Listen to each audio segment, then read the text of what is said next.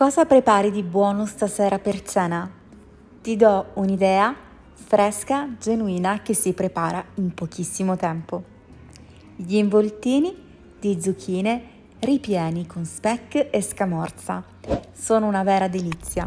Ma prima di cominciare, se ti va, iscriviti al mio canale, attiva la campanella e lascia un like a questo video. Grazie di cuore. Iniziamo subito con le nostre zucchine. Le laviamo, le asciughiamo e dopo semplicemente andiamo a spuntarle, soltanto da un lato.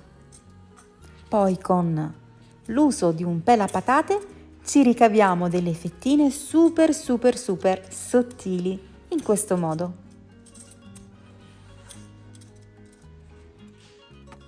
Gli scarti della zucchina possiamo aggiungerli nella nostra zuppa.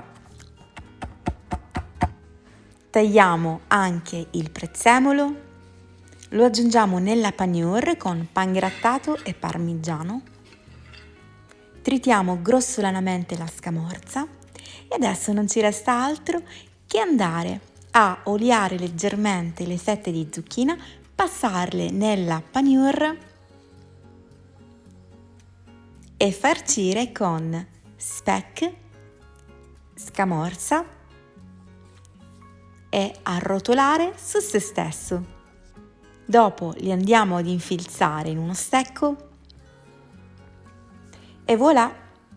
Possiamo disporre i nostri involtini di zucchine in una pirofila leggermente oliata, infornare a 200 gradi per circa 20-30 minuti finché risulteranno belli dorati e il formaggio super filante. Sono una vera bontà, spero che proverete questa ricetta. Se vi va, iscrivetevi al mio canale, lasciate un like.